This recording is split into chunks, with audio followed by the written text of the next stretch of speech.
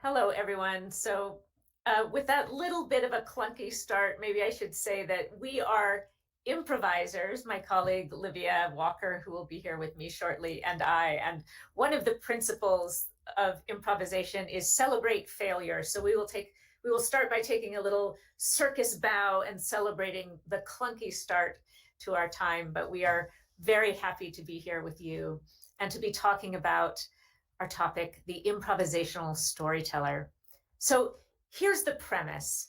We're spending this whole conversation, this whole conference with some of the leading experts on the power of story and how to use story as a tool as leaders. And what we would like to add to the conversation is, how do you do that when you don't have a lot of time to prepare and craft and hone your perfect story? It's not that we're against that. I think we would agree with a lot of our colleagues that storytelling is an art, and it can take a lot of time to think about and harvest and choose really important stories and to craft them and hone them in that way.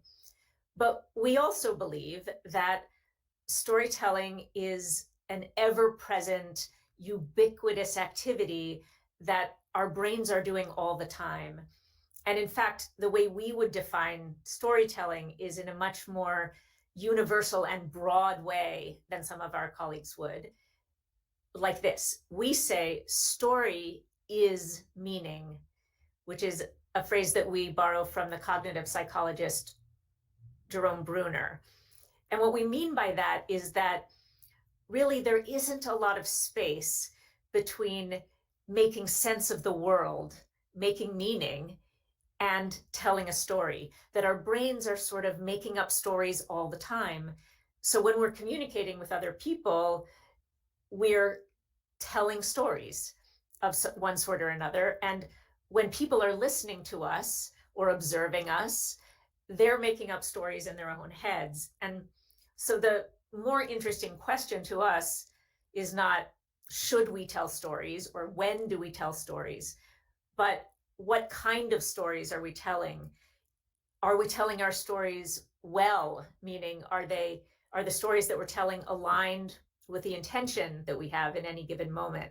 Are the stories that we're telling compelling in the way that we want them to be compelling? Or maybe even more fundamentally, is the story that I'm telling or think I'm telling the story that my listener is hearing and receiving? And how can I be better at consciously and deliberately articulating the story that I want to be articulating? So that's how we borrow from the world of improvisational theater as storytellers to get better at, in the moment, recognizing and crafting our stories consciously and deliberately, so that we can do the in the moment storytelling more consciously. So we're going to give you 4 tools in the next little bit of time together that we think can help you do that, tell your on the fly storytelling more effectively. You can use these tools, by the way, when you have all the time in the world and you're rehearsing for the really high stakes storytelling moments, but we also think you can use them on the fly. So here is your first tool. The first thing that we think that you should be doing for your for storytelling is to ask 6 questions. These are the core 6 questions that we think you could spend, as I say, a year on, or rattle off very quickly in your head when you're trying to decide, what meaning do I want to be making? What story do I want to be telling? So the first question is, what is your main key point? What is the takeaway? Or in storytelling language, what is the moral of my story? So for example, if I have a new client right now that I'm working with that it's actually been an old client for many, many years, but there's a new engagement that I have. And the key point or the moral of my story is that I think that they should work on power literacy. That's a a funny phrase, but what it means is I think there are informal and formal power dynamics happening within the leadership and the organization that they are ignoring. And I think that they could benefit from being more conscious about those power dynamics and how to handle them effectively. So the moral of my story is, if you become more power literate, you will have a healthier and more productive culture. That's the moral of my story. The second question that we're going to ask in our head is, who is my audience? So if I'm giving this message to the frontline managers, it's going to be a very different story that I'm going to tell than if I'm talking to the C-suite leadership. Because frankly, the frontline managers are telling me this story. They're reporting to me that there are these funny power dynamics. They're a very different audience than if I'm talking to the senior leadership. So for now, I'm going to choose senior leadership as my audience because I think they're the folks who really need to hear it. So my audience is senior leadership. And I could spend a lot of time thinking about who they are and what they, and lots of things about them. But for now, I'm just going to name them as the answer to question number 2. The third question is, what do I want them to do differently? Now, this is different than the moral of my story. It's what action do I actually want them to take? So I can think about this for a minute, but if I'm going really fast in my head, let's say I just run into them in the hall as I'm, in the line in the cafe wanting food, maybe what I want them to do for this version of my story is simply give me some time on their calendar to talk to them. Maybe I want them to hire me to do a whole organizational development package, but if it's on the fly, that might be a little extreme. I'm not trying to get them to sign a contract. I just want them to meet with me, let's say. That's what I want them to do differently. Now, what's in it for them? If I really am going to influence them and create a good story in this moment on the fly, I probably have to share a benefit to them. So I'm going to say in this moment, I just need to pique their interest. So I'm going to say something like maybe the benefit to them is they're going to be able to have a culture more aligned with their core values that they profess, might be a benefit. Or maybe the benefit to them is we're going to have a really fascinating conversation that is going to upend everything they thought that they believed in. If this particular person that I'm thinking of is someone who loves having intellectual debate, then that might be a benefit to them. What obstacles or challenges are for them? This is also important, and this gets to what do I know about the culture and this person? Why might they be resistant to this idea? In this case, this is a tech company where the idea of power is almost a taboo subject. So they're like, titles don't matter, formal authority doesn't exist, everybody has an endpoint. I've tried to have this conversation with people before, and I know that it's really taboo. So that's going to be a challenge to even bring up the word. And then given all of those 5 questions, that's how I'm going to decide what does this person need to know, feel, and understand to be willing to do what I want them to do. And that's going to be the fodder for my story. So very quickly, in the 30 seconds or a minute that I have, as I see, we'll call him Jeff, coming towards me, I'm going to be able to go like, okay, what's the story I want to tell? What's the moral of my story? What's all the bucket of information that I have that I'm going to turn into this story that I'm going to craft for Jeff in this conversation? And those 6 questions are going to help me do it. So that's your first tool. All right. Once we have all that, we're going to go to our second tool. Our second tool is a structure tool. How do we craft our story? Now, my guess is if you're going around this conference, you're finding many, many, many different structural tools. Some of them are similar to this. Some of them are different. Before I even walk through this, I'll give you an even simpler one. As I said at the beginning, a story is a story if it has this structure. Something was true, then something happened that broke that routine or changed something, and then a new thing was true. That, to me, is the simplest story structure you can get. The story spine is sort of one step up from that in terms of what is the core DNA or story structure of most stories that feel like they have a good, satisfying beginning, middle, and end, and coherence in terms of cause and effect. And certainly in business settings, we like to have that kind of rational cause and effect. I did this, and because of that, this happened. This was true, and then we introduced some kind of catalyst, and this was the reaction and the result. So the story spine is a very nice way of designing our stories, or design doctoring our stories, if we want to check something that we already have, to figure out if our story has that kind of coherence. Because if it has that kind of coherence in our head, it's more likely to be the story that our listener can receive in their head.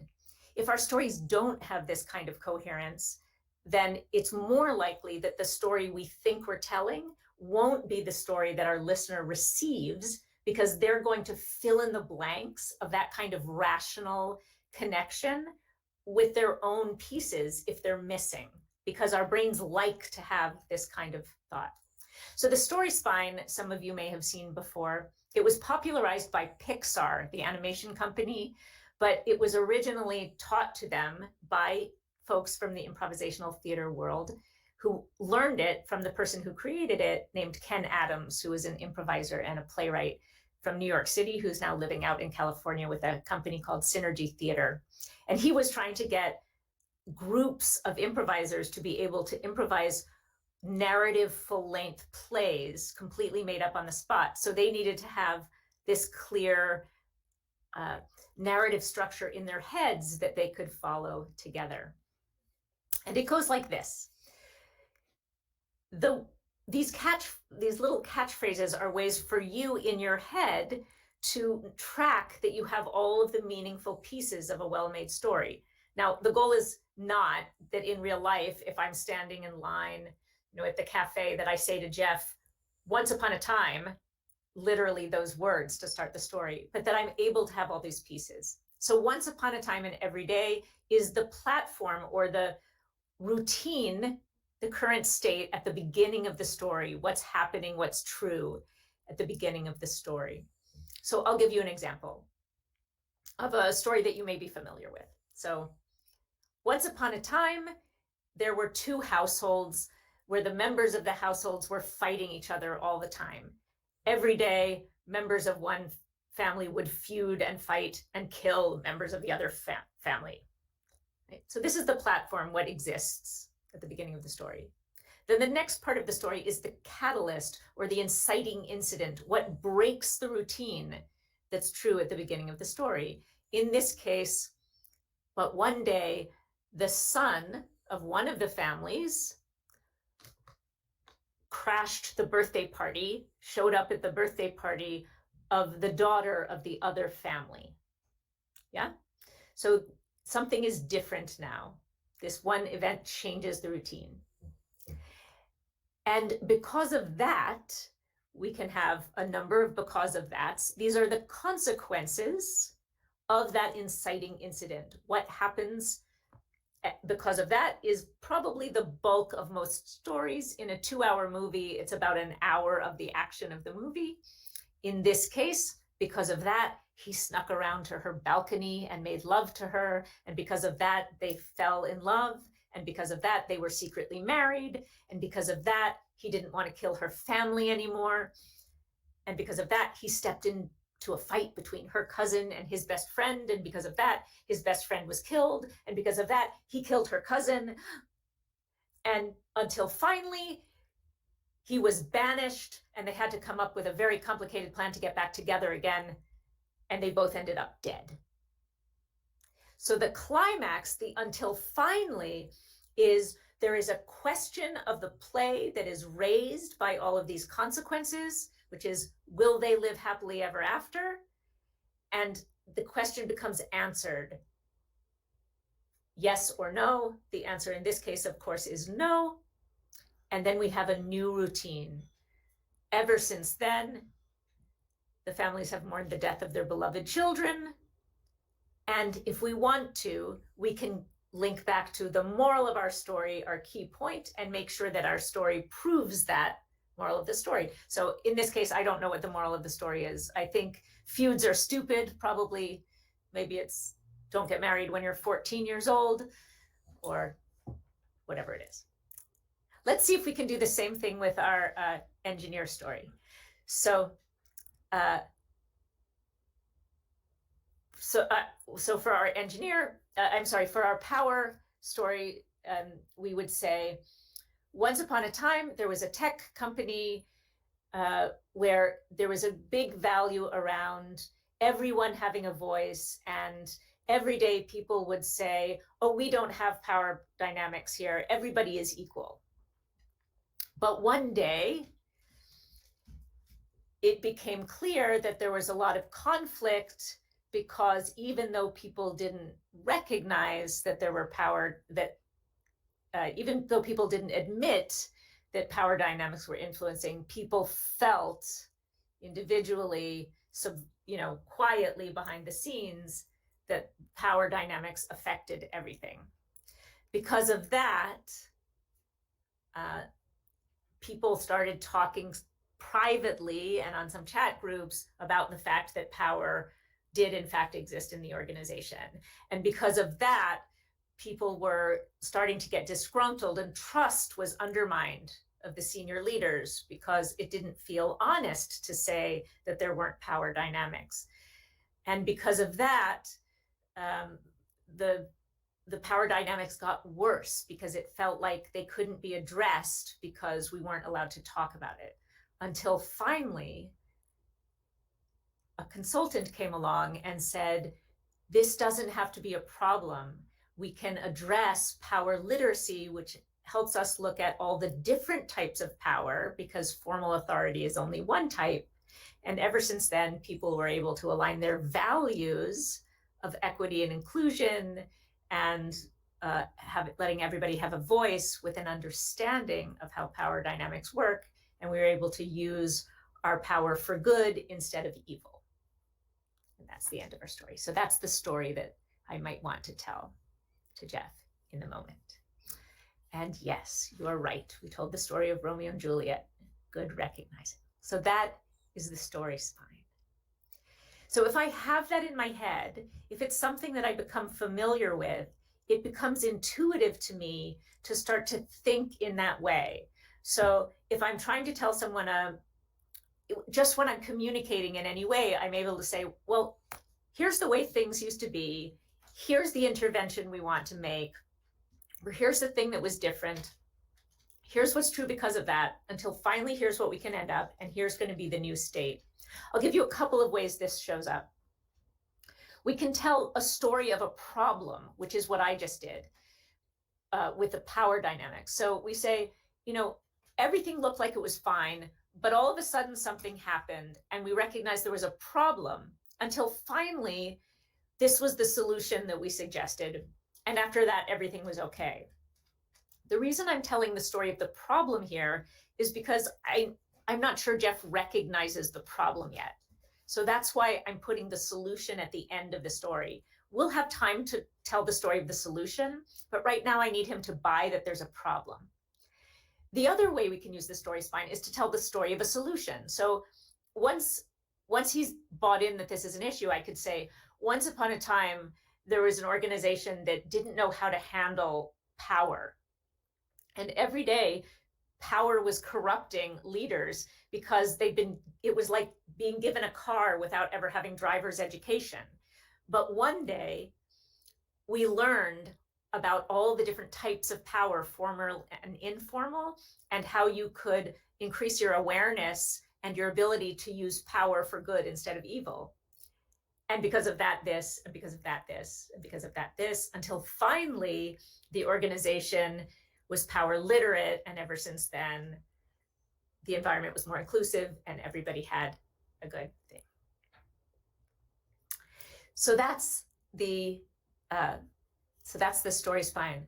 I see that there's a question here about having a good story that doesn't end on a resolution, like a spinning top that keeps spinning. And what I'll say about that is, absolutely, you do not have to end your stories. One of the things that you can do with a story spine is deliberately leave it open, because what our minds want to do is finish this. It's like an unresolved chord. So if I say, once upon a time, there was a team that had incredible conflict. And every day they would try to resolve their differences and work creatively together, but they would just end up fighting and debating and arguing. But one day they decided that they would do the entire meeting silently, and nobody would say anything out loud. And because of that, what do you think happened? Now, each of you is going to come up with a next consequence. And if I leave that with you and have you finish the story, your minds are going to create all sorts of ideas of what might happen. And that's actually an exercise that we do with teams a lot, is we say, okay, here's your current state. Let's try out different interventions to see what we might choose. It's a way of forecasting, actually, right? Or prototyping in your head before you ever have to do it in the world. Just sort of scripting the story to see what might happen. So that's your second tool. Here's your third tool. What we just gave you was the sort of most essential part of a story. And I saw someone else said, it's like an elevator speech. That's right. What you want to have is the most core part of your story, so that I can have I told you my minute-long version of Romeo and Juliet. Shakespeare has a 4-hour version. I think most people would say his version is better than mine. Certainly, I don't think my version is going to last 500 years. The reason that his version is better is that he has really compelling details, right? The characters are fleshed out. He has gorgeous language, right? We're moved, we're bought in, we're engaged with the details. But the essential story is the same, right? So if I show up at a client site and I've expected to have a 45-minute meeting, but my client meets me at the elevator and says, oops, sorry, I have to cancel the meeting, but you can ride down in the elevator with me. I should be able to to discuss my 45-minute presentation in the 15 seconds that it takes to go down in the elevator, or the 45 seconds that it takes to go down in the elevator, because I know what's essential about my story. I can tell the whole story in that amount of time. But then if I thought I only had 5 minutes, but now I have 45 minutes, I also know where to expand my story, where I need to add detail, where I can go deep if my client's interested in one part of that story. And I know if I'm talking to the CIO, I'm going to expand and I'm going to need to explain different things because of interest and gaps in knowledge than if I'm talking to the CEO or the HR director.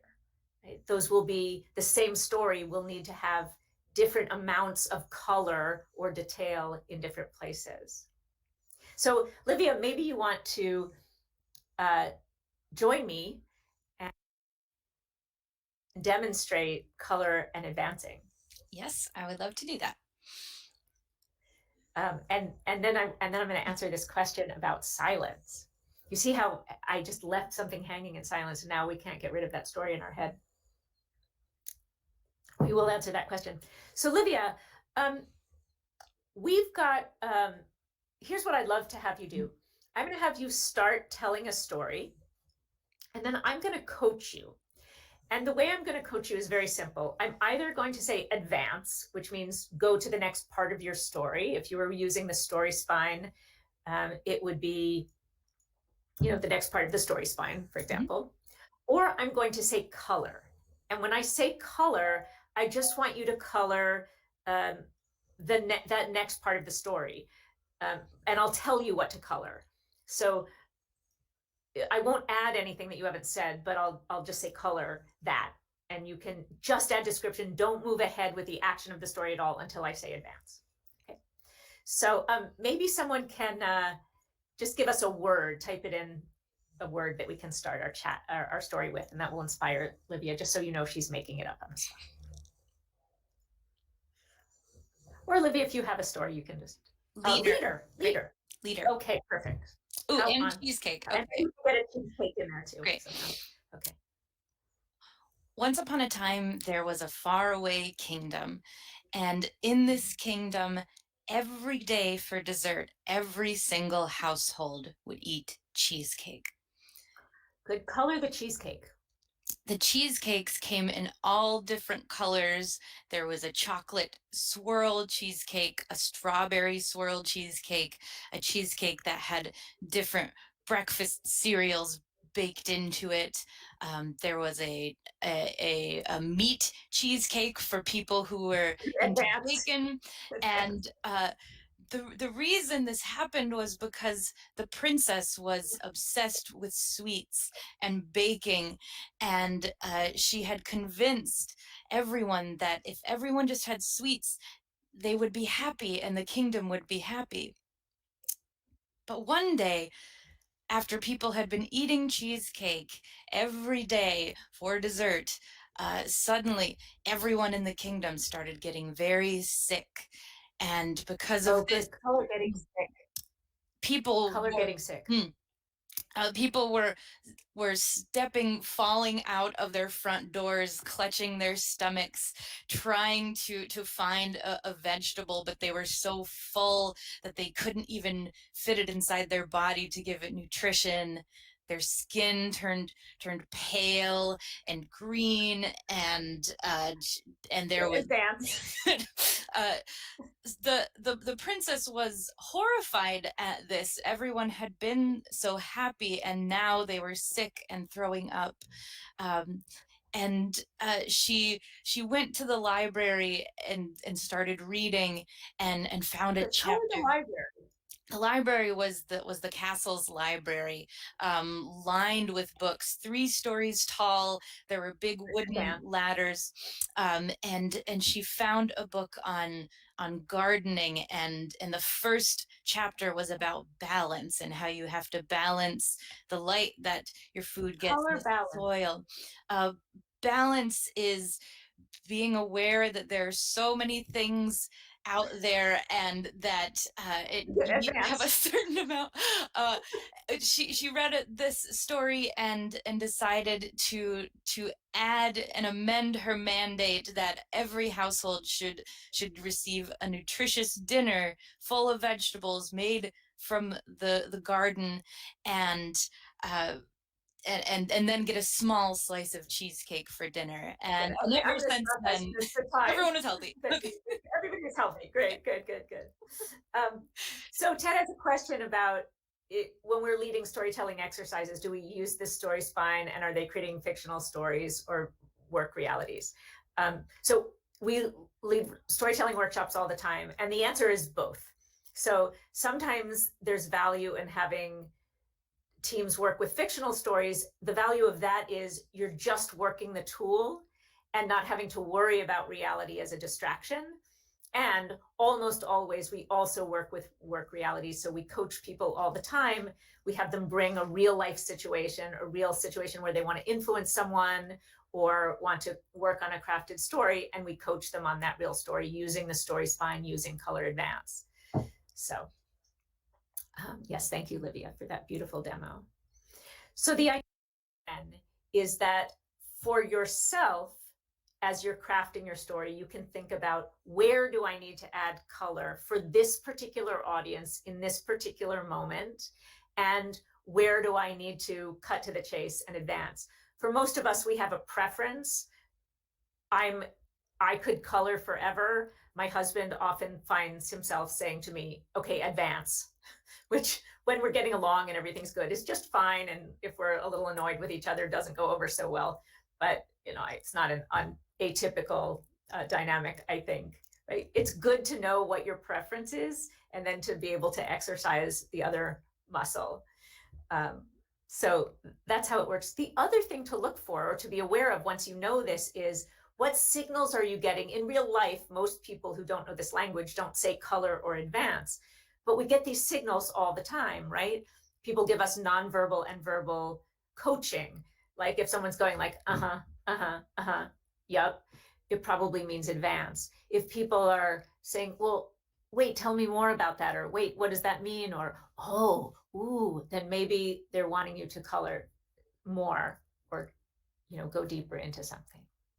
So that's your third tool.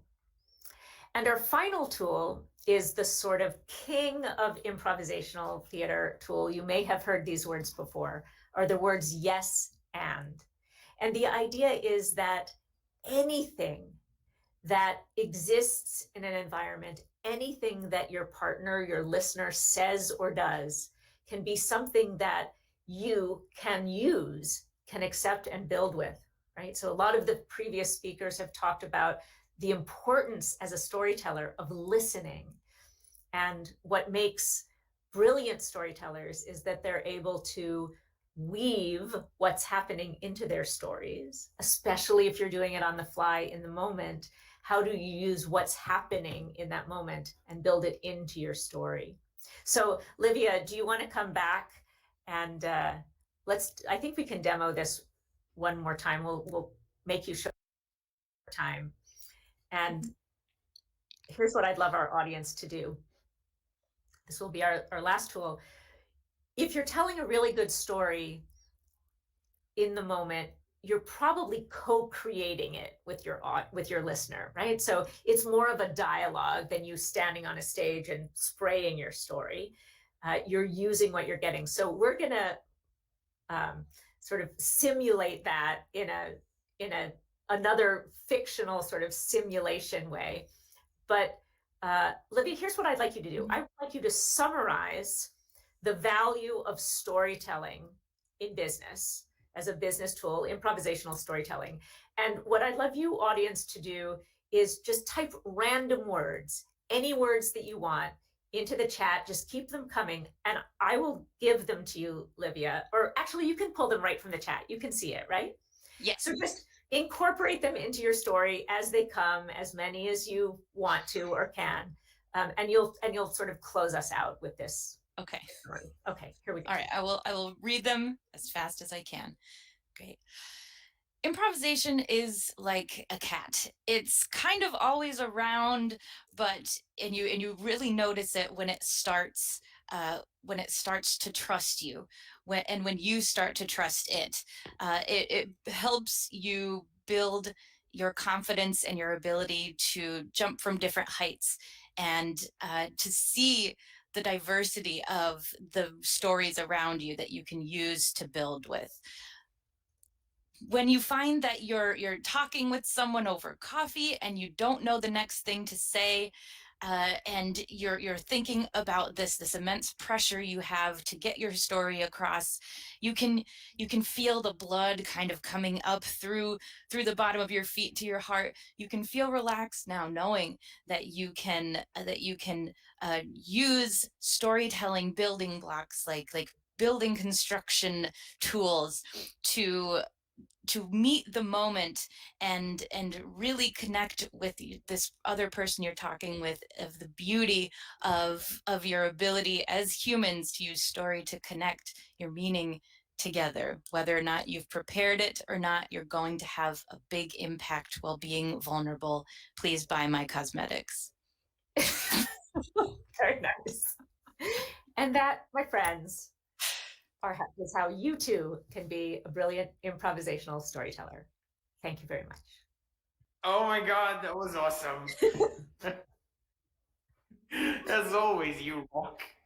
Livia, thank you so much too. Great demo here. Kat, what an amazing set of principles and tools.